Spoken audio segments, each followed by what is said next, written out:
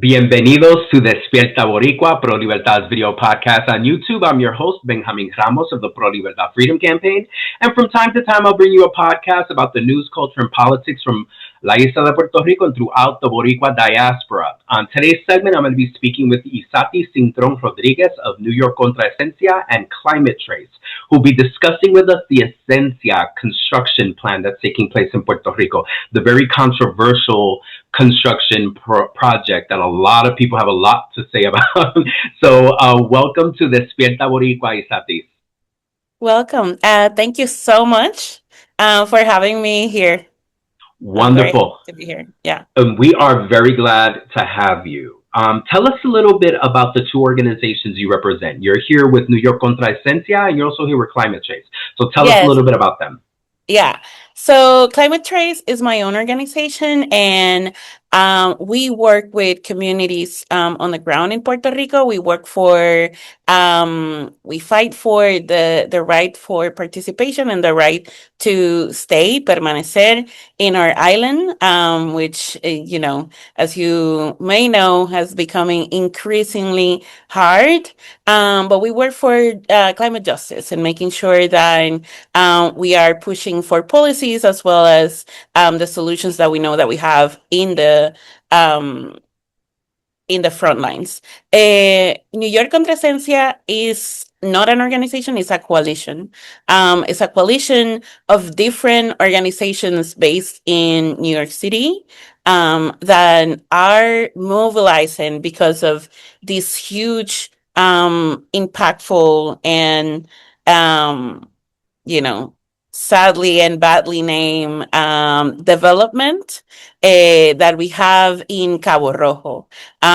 So yeah, there are a bunch of organizations there that have helped organize mobilizations in front of JP Morgan and before Mandarin Oriental.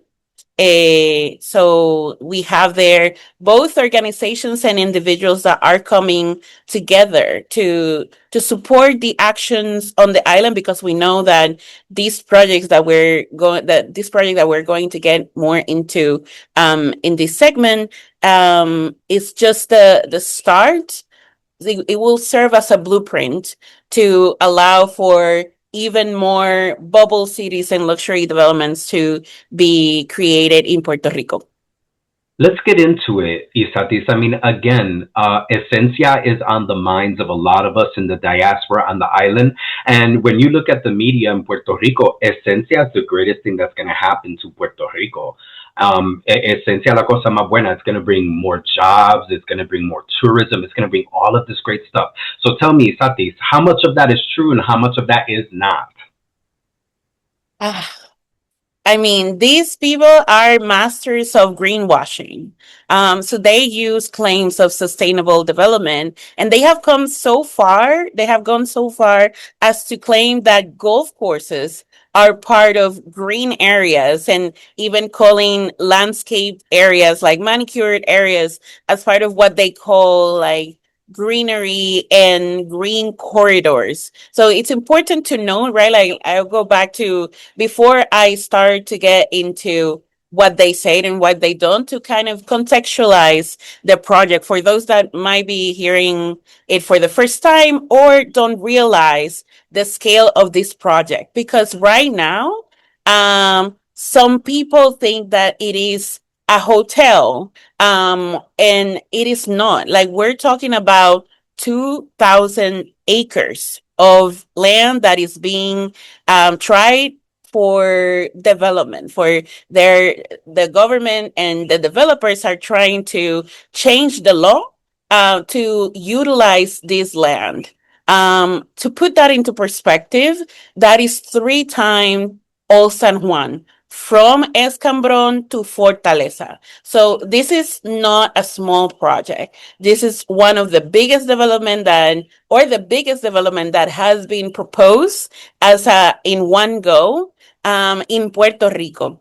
And more than that, this area Besides it being, all of the things that we're going to get into, this area is protected. The area touches two environmental conservation areas. So it naturally serves as a natural corridor, like an ecological corridor for species. We have it's a critical habitat for endemic animals and so forth. And more than that, it's already utilized for local tourism. People use it for outdoor sports, for walking, for just going with the family, fishing, etc. And in the law that we have right now, it is a like protected rustic land, which means that when they analyze the area, they already determine that the best value that this area could give was its ecological value, right? And this area, for those that are from Puerto Rico, have gone to Puerto Rico, like have you gone to like Playa Sucia, to the El Faro, so the lighthouse. This is a dry area. It's a very beautiful area, but it's a dry area. So this means that we are putting already a water scarce area. We're putting on top of that a major development that we're talking about 5 hotels. We're talking about more than 1,000 mansions. We're talking about 2 golf courses, and they go even more. So this is not only like a tourist development area, it's a residential area. It's a city. They're building a mall, they're building a hospital, they're building a school, they're building bars. Even they go as to building a museum. So this area has 142 archaeological sites. And what they plan to do, they're like, don't worry about that. We'll take care of that, and we'll put that in a museum. So they'll charge us to go and see our heritage. And these are only the archaeological sites that have been identified. So what we're talking about is massive. Massive development is an enclave. It's a luxury settlement. It is for billionaires. We're talking about mansions that start at 2 million. This is the kind of development that they're talking about. So that is the scale of what we're talking about, and then they talk about jobs, economic development, but they don't tell you about the $498 million in credits that they have of tax contributions that they are exempt of giving. And plus, they were given 10 years of tax exemption. So they will not be contributing to the municipality anything. Basically, they are developing our land and we are paying for it because they're not giving us anything back. And that roughly would mean that for every unit of hotel, Puerto Rico will be in investing $1 million for each one of them, right? Like in tax contributions. So this is massive, and they can claim anything, but some of the things are just common sense. And when you get into it, right, you can see the project for what it is. Isatis, thank you so much for laying that out the way you did. Because, when you do the research and you talk to people and you read it, it seems like it's big, but 2,000 acres in Puerto Rico. Puerto Rico is 100 miles by 35 miles. Some people say 2,000 acres no es nada. In Puerto Rico, 2,000 acres is a lot. And this sounds like this is going to be some mega complex. I love how you said it, a mega complex for the rich. And it, Yeah. and what is the response? This is Cabo Rojo, one of the most beautiful historic cities in Puerto Rico. What has been the response of people that are there? Is it favorable? Because The hotel systems, the tourism, and the current media in Puerto Rico is doing an amazing job to try to indoctrinate everyone into thinking that the military is good and tourism is necessary and Esencia is the greatest thing. What are people on the ground saying?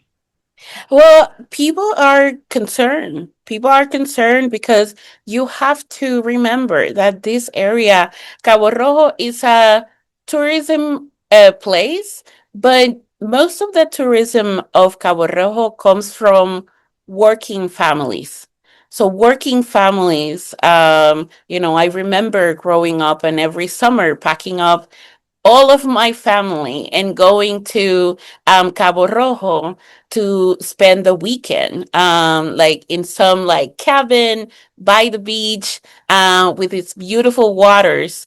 And that's like the local tourism is what drives, right? Like there you don't have big hotels, you have, small, like bed and breakfast and local, restaurants that keep the economy of the municipality and the region going, right? So when you build these, right, like there's several concerns that people have. One is the use of water. This development, by their own numbers, that we suspect that it is a lot more, would be pumping water that is 1.3 million gallons of water a day. That is roughly I think between one third or a half of what the municipality already has.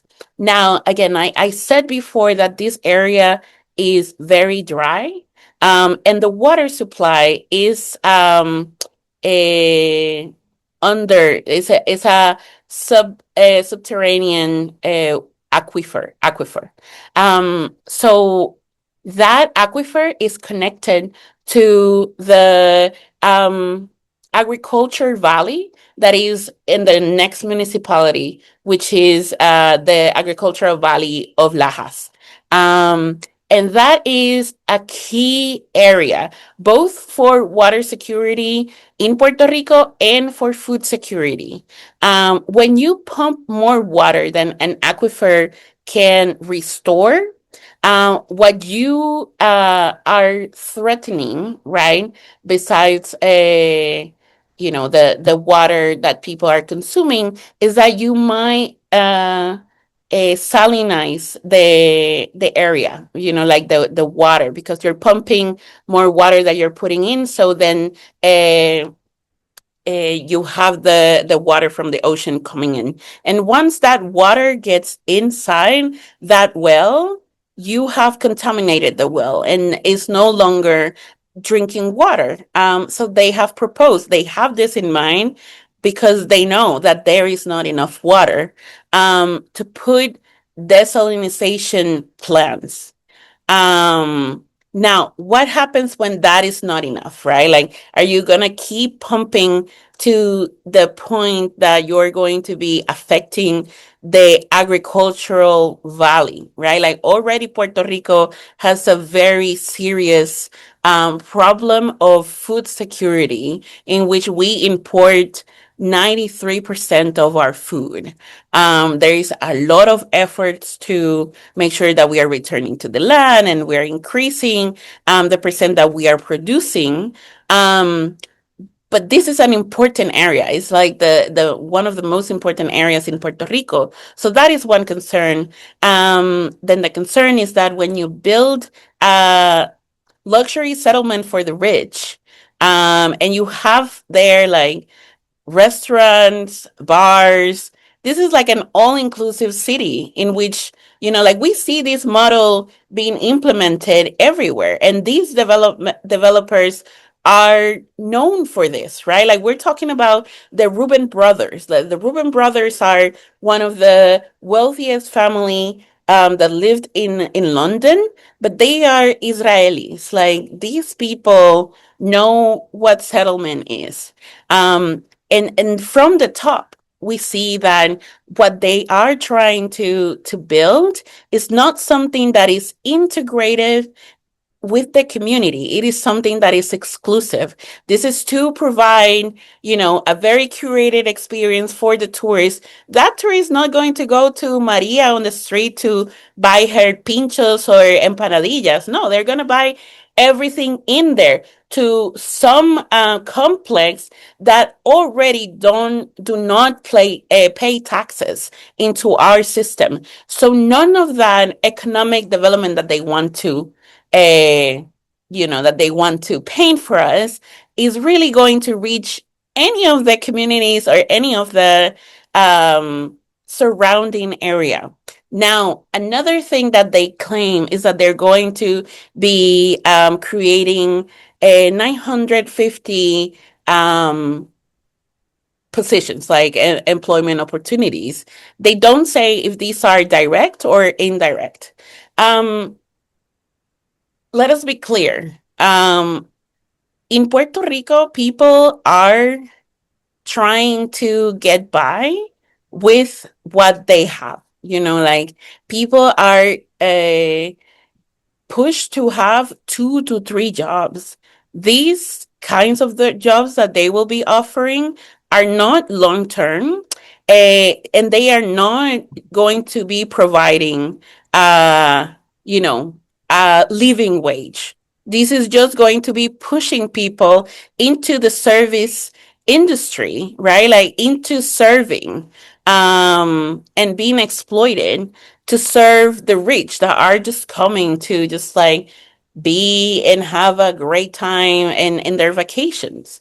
Um, and more so, when they talk about these numbers, um, people, because it is, like it is a kind of hidden in between all of the pages of their project, is that they have a staff residency for people to live there. So if you are really going to be giving employment to locals, why would they need to have a residence? Right? Like, so it's just a bunch of stuff that they're just trying to paint. They know the book, right? Like they know that people in Puerto Rico are suffering. They know that people in Puerto Rico are in need of money. There's a lot of debt, and things that are out of the hands of Puerto Ricans, that we are the way that we have reached because of our colonial status. And they look for places that have weak environmental laws or are in vulnerable positions to really go and do whatever they want, because they can sell this kind of fantasy to people and sell dreams to people that are in need, when they're just, like just building sandcastles, really. Tatis, tell us, what are the organizations involved in this? What are the banks? What are the, I mean, this is, the more we talk, the bigger this is. The research that we've all read, the articles that we all read, I feel like they give us snippets. You are bringing so many things together into like this quilt of like what this project really is. Who are the players? Who are the developers? Who are the banks? Yeah, so the developers are Three Rules Capital.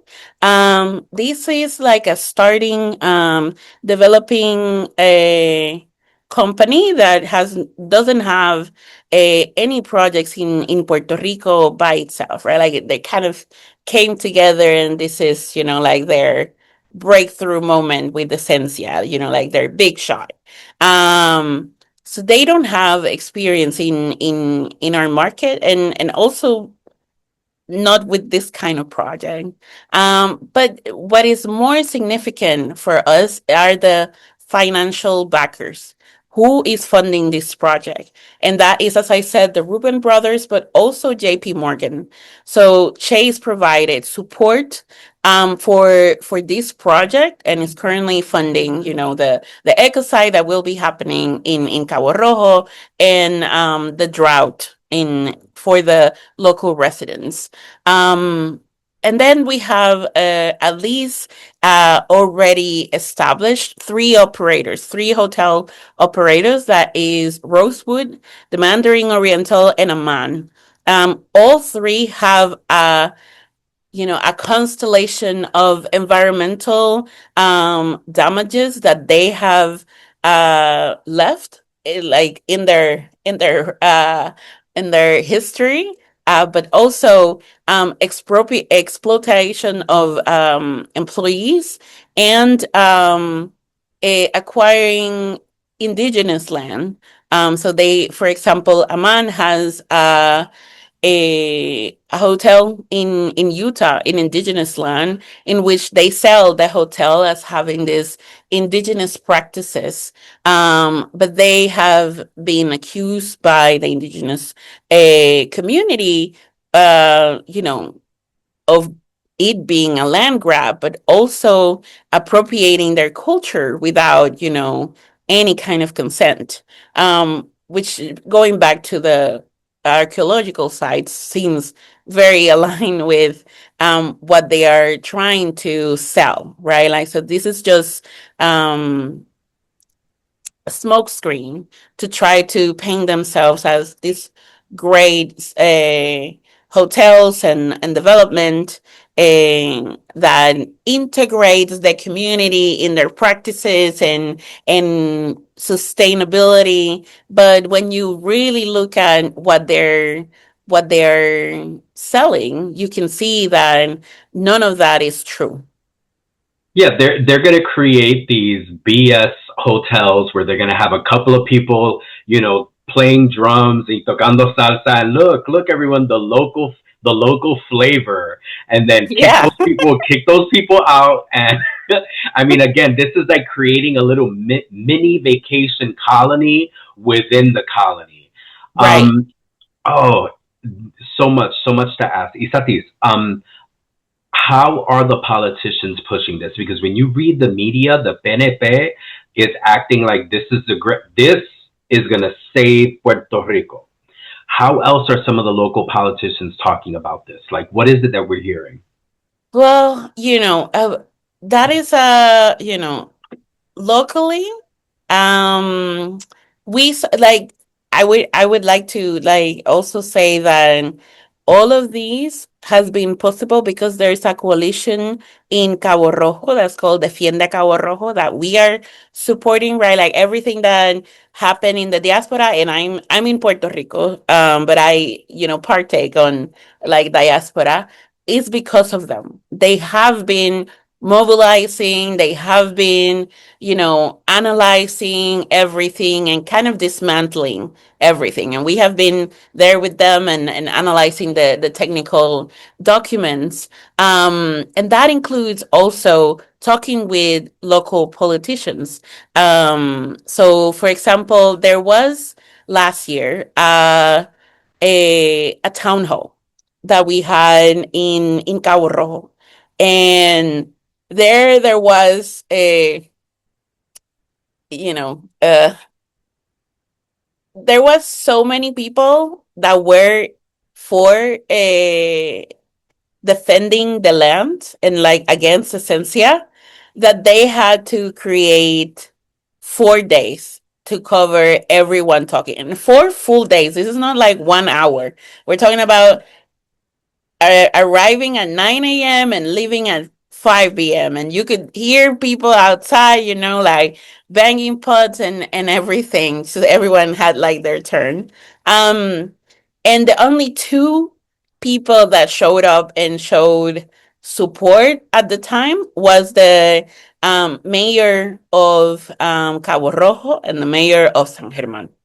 Ever since there, the Cabo Rojo mayor has, softened. He has seen, like where the Cabo Rojo people is at. It has softened his position to say that, well, if they need to comply with the laws.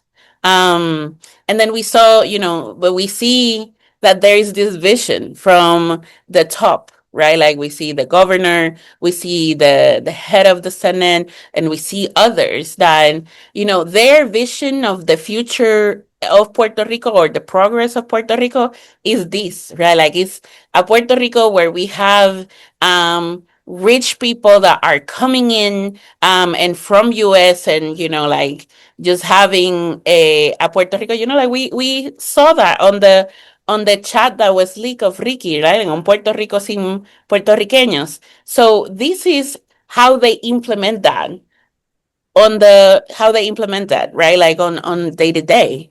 So what they're trying to do is to expedite processes and to weaken environmental law. So very similar to the homologue in US. So they have a, as they call it like expedience to make sure that permits are in fast track. But what that translate is that uh, none of the rigorous checks are in place. So they're all concentrated into the General Office of Permits, so OCPE. So they are the ones that gave the green light to the environmental impact declaration. Um, but that doesn't mean that there is a permit, right? So yeah, so currently right now we have some a politicians from the top that are pushing for this project. We have also seen that the Three Rules Capital has provided donations to their political campaigns. Like hefty donations of 310,000 to these campaigns, right? And that is both the blue and reds, right? Like so PNP and Populares. And we recently heard from a our commissioner that said, you know what, like I think Esencia is fine. That we don't need to intervene from San Juan or from here. We leave that to Cabo Rojo, and they just need to comply with the law. But that is because politicians have been bought by these people with a lot of money. They went so far of buying a and removing written columns in newspapers recently. They bought a one of the Metro newspaper is now bought by developers to make sure that they control the narrative to the people. And in very I guess controversial or like intense interviews, we have seen that at the end, they have sarcastically or cynically just say like, oh, like give like a shout out to the Rubin brothers. So like they're pretty much embedded into the textile of power. And trying to control the narrative, pretty much. But the people are standing on. We had a march here in Puerto Rico last Saturday. And what journalists are reporting are around 50,000 people that showed up. This is the biggest march that has happened ever since Ricky Renuncia in 2019. So people are pretty much against it. So yeah, I think like they don't have a choice, right? Like they now have to find ways to control the narrative because they know that the people are against it and they can see through their lies. It's powerful just to think about how the private sector is buying the media in Puerto Rico. And like you said in the very beginning, this same private sector is trying to manipulate the laws so that they can do things that are illegal. There's so many environmental laws in Puerto Rico that are progressive, that are intelligent, that protect beaches, protect historic sites. But then these people come in with this neoliberalist agenda and let's start remanipulating the island and law. I mean, imagine that we're going to Yeah, build this mega complex and we're going to change all the local laws so that we can do it. It's insane. exactly. What Isatis, we're protesting, we're educating people. That's why we do this podcast, Pro Libertad. We're all about education. And you've blown my mind. I thought I was reading really well and keeping up with this, but the information you're giving to us as someone on the ground and someone who's vested in this work is incredible. But what do we do? Isatis, how do we ¿cómo podemos pelear contra este juggernaut? How do we beat this juggernaut? How do we do it? We really need to keep our eyes like glued to what's happening and to not look away. We need to pay attention to what's happening and not let anything happen like behind closed doors and that they know, right? Like we are 9 million around the world, right? Like so we need to come together and we need to put pressure where pressure is. A lot of the pressure points of these projects are not in the island. We don't have a Chase in Puerto Rico, but you have a Chase that is nearby. Maybe you even have a Chase account. So I don't know. Close in. Don't get any reservation into these hotels and make sure that we call that we protest that we are making sure that we don't leave the people in Cabo Rojo alone because they are charging the fight and they will not back down. But we need to come together. So we, as an organization, we're having like this diaspora contra Esencia. We're organizing people not only in New York, we're organizing people across the country and across continents. And each one has its role to play. We have mapped out where are the developers, what are some areas, like what are the hotels, what are the assets that they might have, and are coming together to strategize into what would be the most important strategy that we push forward together. So please get in contact with me, and make sure that like we push pa'lante siempre. Isatis, how do we get into contact with you? What are some of the, social media today? Where are you on Facebook? Where are you on Twitter? Where are you on X? Where are you on Instagram? Yes, you can find me on Instagram. Is climate trace. Is climate trace. Let me see. I think it's climate trace PR. One second. Let me just check. I forget. Yes, so you can find me on Instagram, Climate Trace, or Isa Bori. That's my personal one. So ISA_BORI. You can look at different organizations. I can give you the press release, and they're the media contacts. So that includes me. So you can call me, you can email me. We just need to really come together and stay in touch. We have people that have mobilized in Orlando. We have people that have mobilized in Ohio. We know that there's some that are mobilizing in Chicago and Texas and Seattle. So we have people that are active, but we need everyone to be on this case, to be on the known, to know the facts, and to make sure that we fight for that Puerto Rico remains for Puerto Ricans. And whatever development is made there, it is consented by the people that lived on the island and have benefits for those that are in the island. We coexist with nature. We know that people come to Puerto Rico because of our natural resources. So we cannot separate, right, like our progress without the progress of nature. Absolutely. Folks, listen, it's a call to action. Puerto Rico's being divvied up by Esencia. It's being divvied up by Luma, by New Fortress, by all of these different private corporations and these private funders that are coming in and tearing the island apart. And the only way we can keep everything together is if we're fighting. So go to Isabori on Instagram. Defiende Cabo Rojo Defiende Cabo Rojo.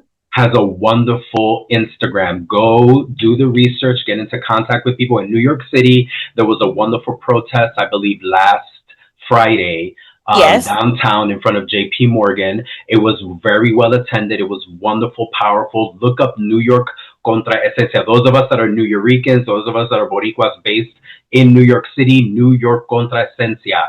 Find out when the meetings are, support the work, use your own social media to push all of this forward, because it is terrifying. Isa, it is so terrifying que tenemos so much corporate involvement on the island, and everything is being privatized. Everything is being torn away from people. We're talking about fast tracking mega hotels and fast tracking all of that. In Puerto Rico, if you want to open up una tiendita, nobody is fast tracking your Nobody's fast tracking that. We're fast tracking destruction. We're fast tracking for, external people. But yeah, Defiende Cabo Rojo, they have all of the information. They have a link tree, they have a page.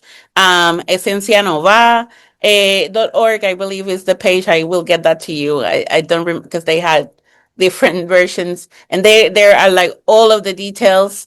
And we don't have a page. But if you look like the hashtag New York Contrasencia, you can find our protests and our people. There are 10 organizations in New York that are supporting us. We have El Puente, we have Diaspora Apalante Collective, we have the Body Collective, we have Sons and Daughters and Sons of Borinquen. We have so many organizations. Sunrise Colombia, we had Hoopy.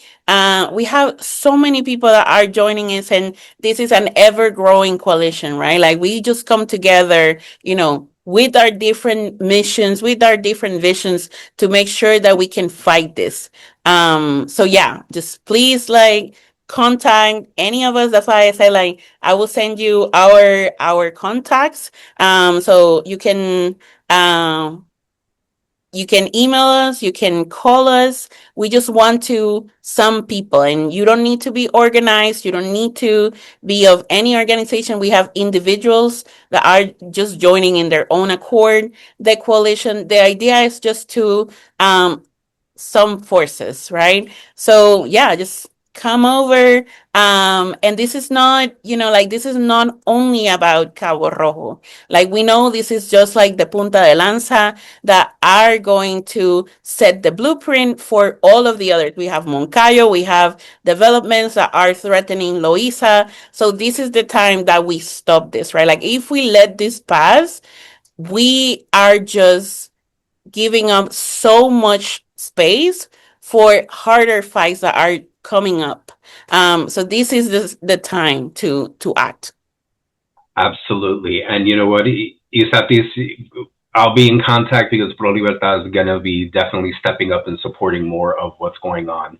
We were very pleased to, use all of our social media push for the event here in New York, but let's see how much more we can do. And I'm so glad you're able to be with us on this podcast today. And folks, you've heard it from Isatis. It's about action. Esto no cambia. It's about us being in the streets. It's about educating, organizing, mobilizing, and pushing and building solidarity. Because what's happening in Puerto Rico is very similar to what's happening in the South and in the Midwest and certain parts of California, where indigenous land is being taken away from people. Working class people are losing entire towns so that they can build mega gambling complexes and all that. People losing heritage sites left and right, environmental zones being manipulated and destroyed. What's happening here is not, what's happening in Puerto Rico is a very American thing. Hyper capitalist, massive gentrification. So folks, familia, this has been your March edition of Despierta Boricua. Thank you so much to Isatis for speaking with us today. I hope you're galvanized. I hope you feel inspired. We have to do something. We have to save Cabo Rojo. We have to save Puerto Rico. Thank you to our listening audience. Thank you. Listen, we're going to do the YouTube commercial. If you liked this podcast, please share it with as many people as you can. subscribe to our channel, click the notification bell so that every time we post, you know that we're up there and that you're going to get it out. All right, folks, como siempre, que viva Puerto Rico libre. Que viva.